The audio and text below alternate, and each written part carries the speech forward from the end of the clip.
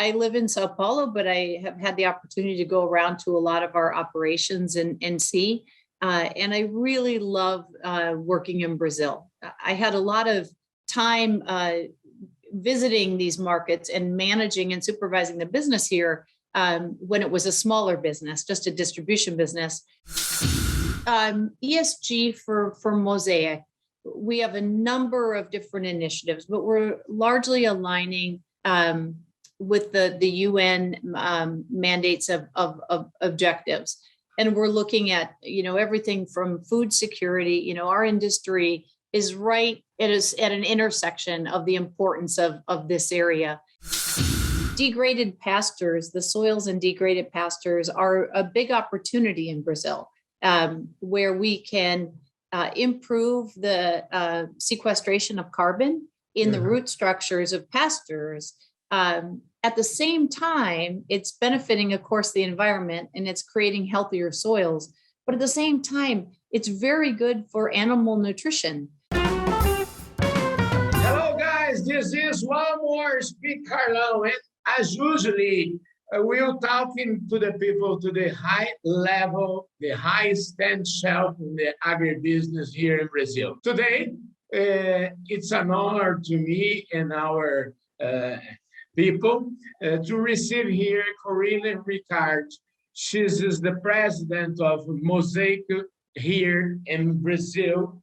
And Corrine, thank you very, very, very much for your time, for your disposition to talk about your life and your business here at Fala Carlão. Thank you. It's a great opportunity. It's good to talk to you. Let's talk about, I used to say here, nobody was born president or something like that, but everybody has a good history of life, of personal life.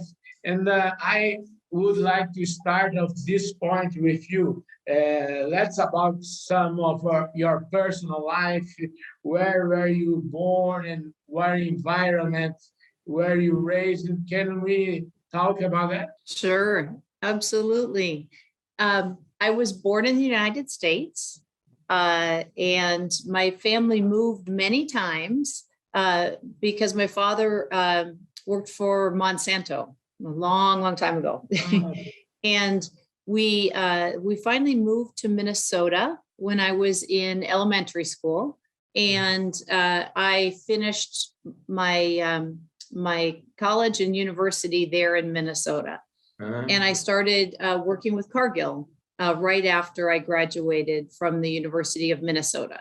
And how was your professional career until your current position at Mosaic? Give us an overview about that. Sure. I loved my time with Cargill.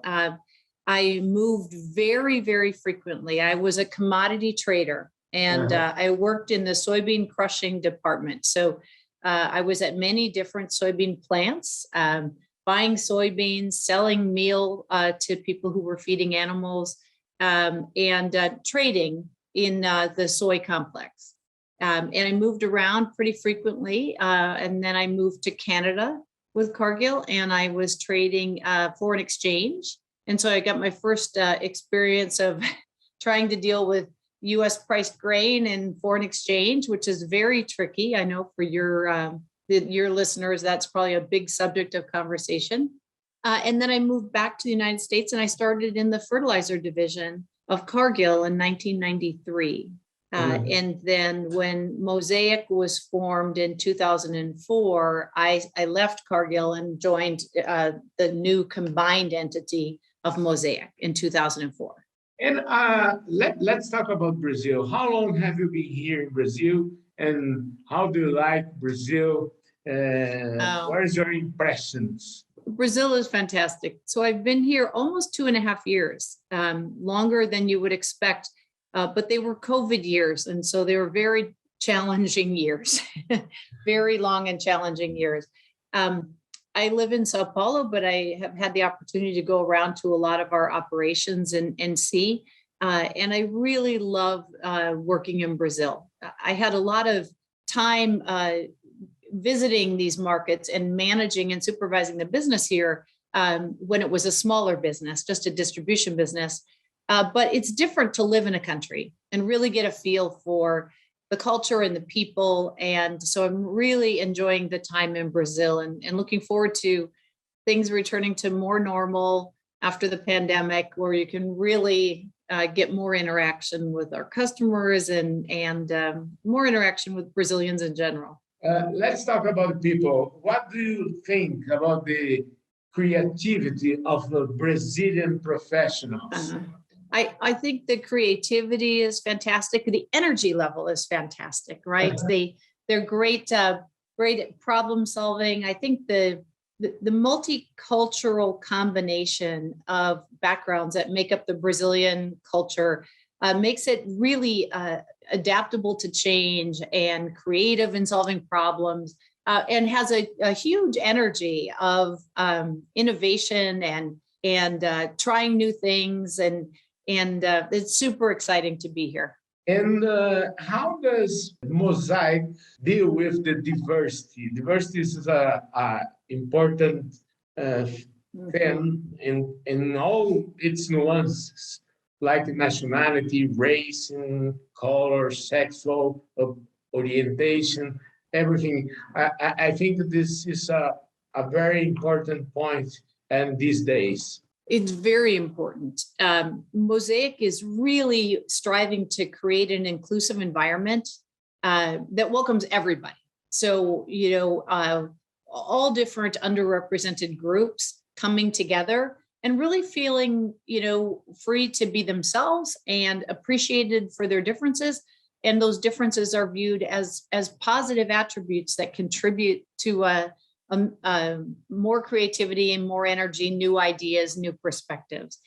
So we have, as a company, we have goals in terms of greater participation and to create that inclusive environment and that diverse environment. And we're well on our way. And I'm very excited and proud of what we're accomplishing. The truth is that the word is diversity. So the companies have to do too. Huh? Exactly. The world is diverse. Brazil is diverse.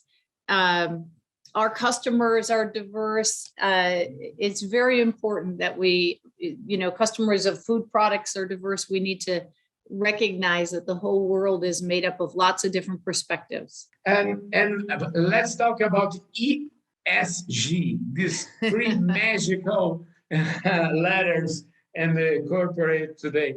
What are the company dealing on this topic? Yeah, so ESG for Mosaic, we have a number of different initiatives, but we're largely aligning with the UN mandates of objectives. And we're looking at, everything from food security. Our industry is right, it is at an intersection of the importance of this area. Everything from, diversity and inclusion that we've talked about, but also food security, climate impacts from agriculture, water impacts from agriculture, social development of communities and environments where we work. There's just a number of these areas that from the UN Compact that come together, in particular in agribusiness. And so for Mosaic, it's really important that we identify things in these areas that we can commit to and that we measure and make progress on, so that we can be really proud of our industry as agriculture as contributing to the environment and to social development. I think that's very important. Let's take an overview about the company's figures and tell me about the in the world and here in Brazil. I was talking about billions, employers, everything, profits. What do you want to do about to talk about this? Sure. Mosaic as a company is divided into different business segments, right? And the Mosaic Fertilizantes business is one of those three business segments. And so overall, we had a very successful year last year. Our North American business segments, one is phosphates and one is potassium. And both of those businesses produce about 9 million tons of product. And it's largely sold about 40-50% within North America. Actually, maybe 40 to 60% for North American sales, and the rest is exported. And the Brazil business, of course, is a little bit different because we have a big distribution business as well as a production business within Brazil. And the production business here, was a combination of the assets that we acquired from Vale when they wanted to exit the fertilizer business, and then a distribution business that was part of our business originally. Speaking in distribution, I was to show this magazine is Agro Revenda, and Agro Revenda is the most important magazine from this distribution sector here in Brazil. And I would like to show everything of this one. Look at this. Beautiful. Yeah. Yes. Beautiful. This is very, very, very important segment here in Brazil. And what about this? Mosaic is a very important play, a great responsibility to improve our numbers of this segment. Environmentally, yeah, I think it's a terrific outline of some of the things that we've been doing. I think one of the huge opportunities in Brazil is related, as you showed, to the Emi Pastos product lines. Degraded pastures, the soils and degraded pastures are a big opportunity in Brazil, where we can improve the sequestration of carbon in the root structures of pastures. At the same time, it's benefiting, of course, the environment, and it's creating healthier soils. But at the same time, it's very good for animal nutrition. We're seeing improvements in animal nutrition, and that means more profitability for farmers, as well as a better environment. And so just another of these innovations and opportunities that we're so excited about here for Brazil. And speaking of opportunities like that, I would like to know about you. Where does the company intend to be in 5 or 10 years here in Brazil? What are the transformations that must be done? We started on the transformation journey when we purchased the production assets from Vale. So there were, I think, 5 phosphate mines, a potash mine, and some chemical plants. And we started an initiative to integrate our businesses and transform our businesses. Those assets were not quite at a world scale competitiveness wise. And so we really needed to focus on putting in some new technologies and new capabilities, improving the cost structure. And we've really done that very successfully. We've had 2 rounds of transformation.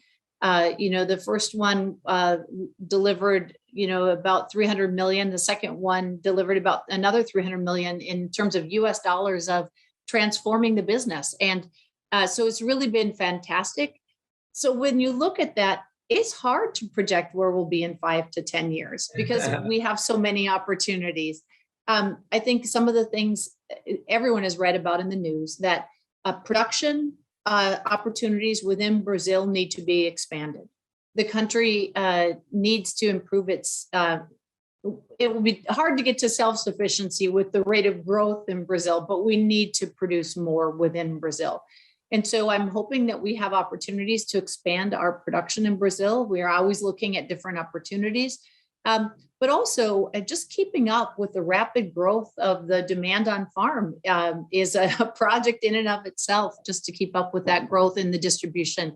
New areas of the country, new innovative products are all part of the things that we're working on to grow for the next 5 years. To close our interview, I would like to say something more personal. As a woman who reached to the top, I asked you some point on your career. Did you feel some kind of prejudice? If yes, how did you deal with it? I have to be honest that when I started my career, I didn't even notice much difference. There were not a lot of women in the industry for sure, but I had grown up and worked in businesses as a young person that were largely male dominated, and so it didn't even occur to me that there might be some challenges or differences. But I know that that's not common. I know a lot of women did not have that environment growing up, and so they probably experienced more challenges than I have. I also felt really fortunate that I worked at a company that has been focused on giving opportunities for a very, very, very long time. Very long time. I've been working nearly 40 years in this industry, and so I don't personally think that I faced many challenges, but I know that it's a very real thing for a lot of women. And I hope that agriculture is changing. I think that it is. I know it's important that we change. And I also would say that the company that you work for can make a really big difference. Corrine, I love your participation here with us. Thank you very much. And an honor for us to receive you here at Fala Carlão. Thank you very much. Thank you for the opportunity. Great discussion. Just a little message. If you do not forget to push the bell, to sign our channel, and send this video to all your friends. Thank you very much. I speak here with Corrine Ricard. She's president of Mosaic here in Brazil. Thank you very much. Thank you so much to stay here with this time with us. And I ask you and your team, leave your like and comments at this interview, please. Thank you. Bye-bye, people. See you at next interview. Thank you very much for you stay here. Muito obrigado pela sua participação aqui nesse Fala Carlão e pela sua audiência. Eu vejo todos vocês no nosso próximo programa. Valeu, gente. Fui.